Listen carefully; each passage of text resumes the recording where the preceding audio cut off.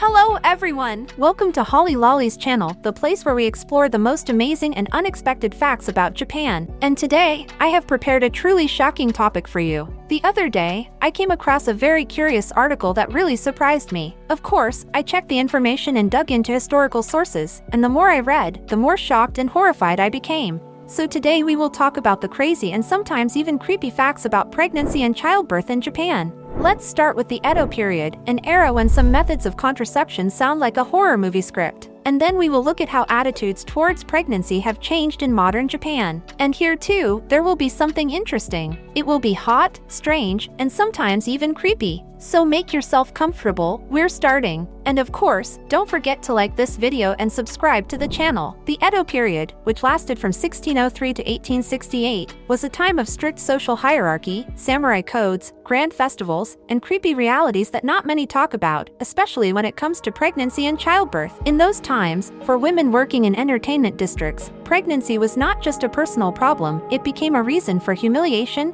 cruelty, and even violence. The workers of such establishments were called yujo, and their lives were far from glamorous. Pregnancy was a sentence. If a yujo became pregnant, it was considered a serious violation of the unwritten code. Brothel managers, or, more simply, pimps, were furious, as the goods temporarily became unfit for sale. She could be beaten, humiliated, punished, or even kicked out if she lost her attractiveness. For the brothel, a pregnant yujo was a financial loss. Imagine, a client comes in, and here is a girl with a huge belly. Where is the erotic glamour in that? And beyond aesthetics, there were other problems: depression, worsening health, the inability to work for long months. That's why yujo passed down secret contraceptive methods from generation to generation. However, from a medical perspective, many of these methods seemed more like medieval torture. Contraception the Japanese way. From strange to extreme, the first method is the rinsing method, a classic way. After each client, the woman would take water and rinse herself, hoping that this would cleanse her and prevent pregnancy.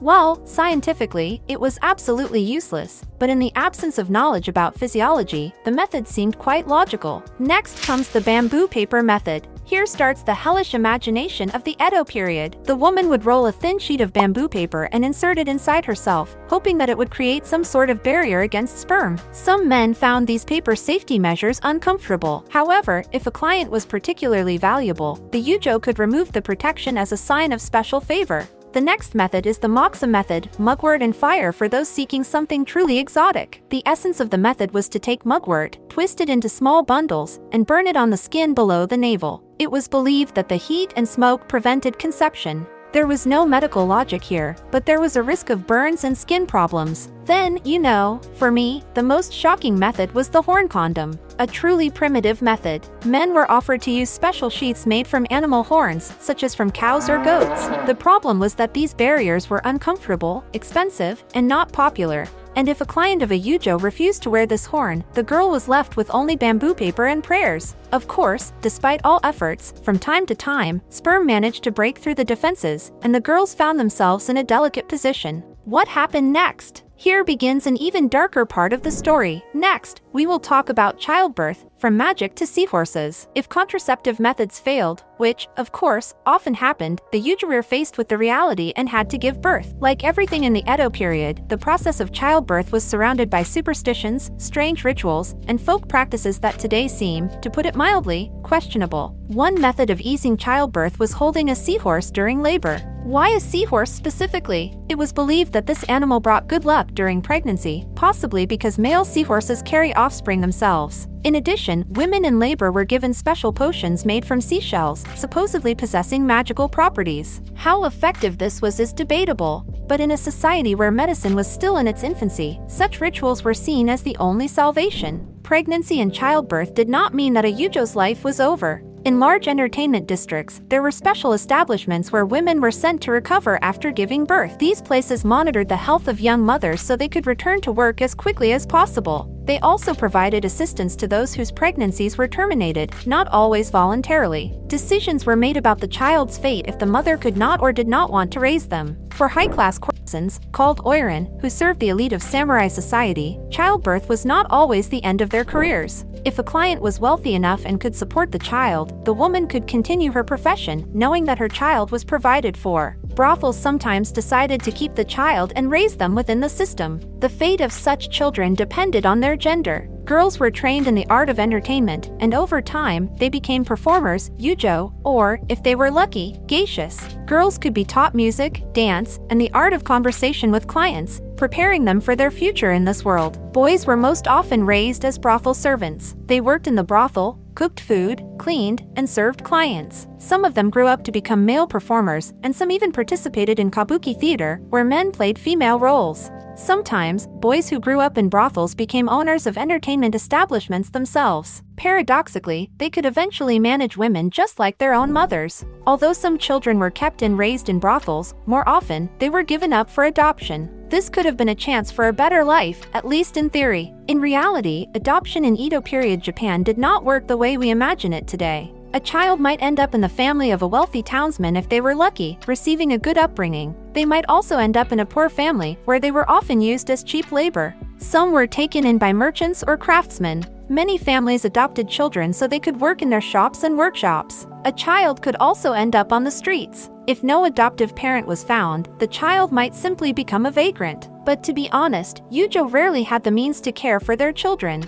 They had neither the money nor the right to a normal life. Officially, yujo served clients, but in reality, many of them fell in love with their colleagues. Many men worked in the entertainment districts: servants, musicians, performers, and managers. Secret relationships often developed between yujo and these men, and they were usually the fathers of their children. However, while in Europe, pregnancy in a brothel was seen as something like a workplace accident, in Japan, things were much stricter. There was not just strict control, society itself created a system in which getting rid of a child was considered the norm. Abortion in Japan at that time was commonplace. In the early stages of pregnancy, the fetus was not even considered a child. It was believed that in the first 4 months, it was nothing more than a piece of flesh, and it could be removed without remorse. This may sound shocking, but that's how it was described in historical sources of that time. From a moral perspective, no one saw a problem with it. In later stages, the situation was even more horrifying. Even after 4 months of pregnancy, society still did not consider the fetus a real person. The belief in a connection with the spirit world played a role. It was thought that before birth, the baby remained with one foot in the world of spirits, and if sent back, nothing terrible would happen. Terminating a pregnancy, even in later stages, was perceived more as a ritual than a tragedy. This was its own terrible paradox. Samurai severely punished the murder of a person, but killing an unborn child was not considered a crime. Abortion was common among yujo, so common that at certain times, women underwent it repeatedly. They had no choice. If pregnancy threatened their career, it was terminated without discussion, without regret, and without questions. How did this happen? The methods of abortion in Edo were, to put it mildly, horrifying. Many were far from medical and resembled rituals with elements of torture. Herbs and berries were used, as well as decoctions that could cause a miscarriage but also crippled the woman herself. Hard abdominal massage was one of the most widespread practices. Such methods often caused severe harm to health and sometimes led to the yujo's death. The normalization of horror for yujo, none of this was considered a tragedy. It was simply part of their lives. No one asked whether they wanted to give birth or not. They followed a system that dictated its own laws. The further Japan developed, the more these practices faded into the past. But as we will see later, even in modern Japan, attitudes toward pregnancy and childbirth remain quite specific. Let's continue examining the grim facts about pregnancy and childbirth in Edo period Japan. Abortion through pain and fear. Why was this considered normal, you ask? In the world of samurai and strict social laws, a woman did not belong to herself. She was either the property of her family or the property of a brothel. Yujo could not refuse clients, and if they became pregnant, it was not their fault. A lost pregnancy was not perceived as a tragedy. The child was seen as something like a ghost that had not yet fully entered this world. The woman had no choice. She was simply forced to go through this process, and no one cared whether she wanted to live after it. The cruelty of this system was that women themselves accepted the rules of the game. They did not consider it a crime because it was part of their reality. There was another option that was considered safer than abortion at the time, although equally tragic. A yujo could carry the pregnancy to term, and after giving birth, the baby might not be kept alive. Childbirth, of course, was dangerous, especially without proper medicine, but it was still safer than an abortion. And then began a shockingly gruesome tradition that society viewed as entirely normal. When a woman gave birth, the midwife assisting the delivery usually asked a single question: did the woman want to keep the child or send it back? Sending it back meant returning the soul to the spirit world, as if the gods had a return policy.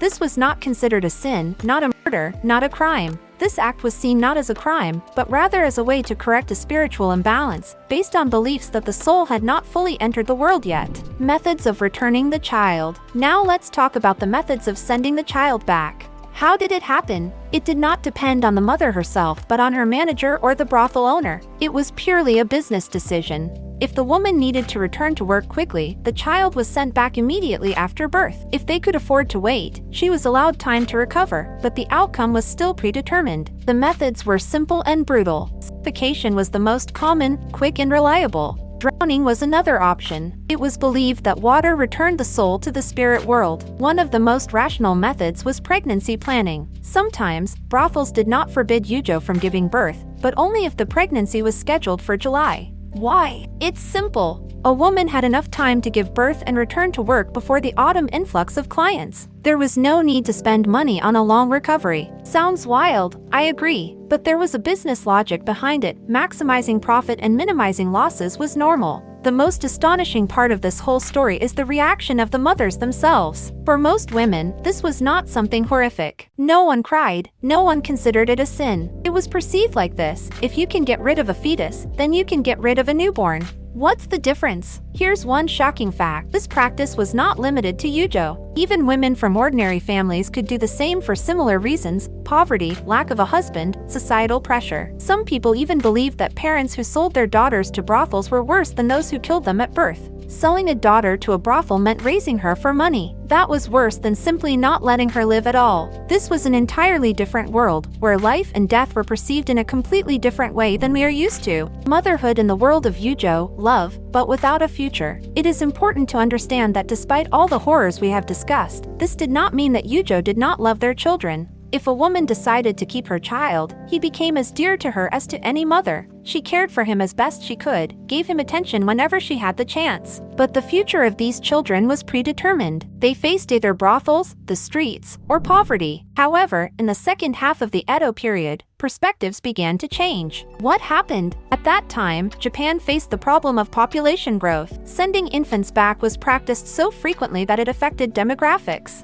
People started wondering, are too many infants disappearing? What will happen if this continues? Perhaps there is a way to preserve children instead of getting rid of them? When infant killings became a problem, voices against this tradition gradually emerged in society. Texts began to circulate, arguing the benefits of keeping infants. This was not a movement for children's rights but rather a rational argument: if we do not stop getting rid of infants, the population will shrink and the country will have no future. In some regions, this practice began to be banned. However, punishments were mild, unlike those for murdering an adult. Killing an infant was not considered a serious crime. It depended on local traditions. Some regions fought against it, while in others, things remained the same. Where exactly was this practiced? Recent research suggests that this practice may have been widespread only in northeastern Japan. Why there in particular? Perhaps because the living conditions in northern Japan were harsher, food was scarcer, and poor families simply did not have the resources to raise children. In other parts of the country, people may have been better off and therefore encountered this necessity less frequently. Who is right? Scholars mostly debate how widespread this practice actually was. There is evidence both for and against it,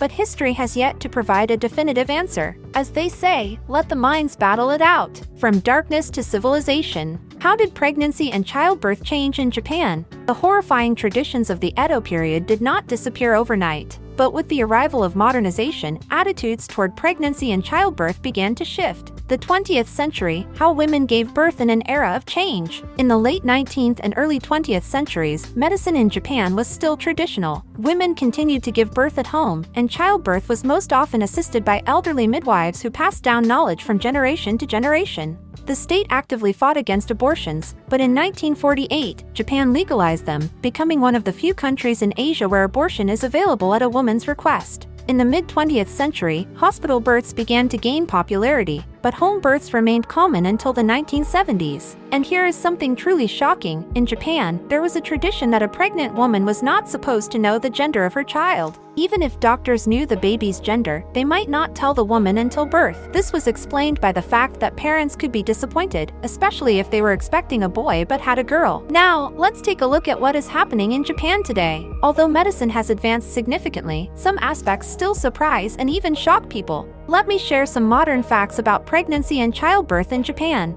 The average age for first-time childbirth in Japan is about 32 years old. Japanese women are giving birth at a later age, preferring to build their careers first. Having children outside of marriage is still uncommon. Only around 2% of births are to unmarried women. In Japan, childbirth is not considered a medical emergency. 98% of Japanese women get to the hospital on their own, by taxi, bus, or with their family by car. Ambulances are not called. Childbirth is viewed as a natural process rather than a medical emergency. It is believed that the safety of childbirth depends on how well the woman is prepared. Before giving birth, expectant mothers are sent for training, maternity ward tours, lectures, workshops, and so on. In some hospitals, women can give birth in water or on traditional Japanese tatami mats. The woman sits on special mattresses and gives birth in a comfortable position rather than lying on her back. For first-time births, the mother and baby stay in the hospital for 5 days. For subsequent births, only 3 days. Newborns are routinely given vitamin K to help with blood clotting. Health insurance does not cover the full cost of childbirth. A woman must pay part of the amount herself, about $5,000 for a standard birth and up to $10,000 for VIP services. In Japan, parents cannot delay naming their child. They write the baby's name in ink on special paper and hang it at the head of the bed. Women are entitled to 6 weeks of leave before birth and 8 weeks after.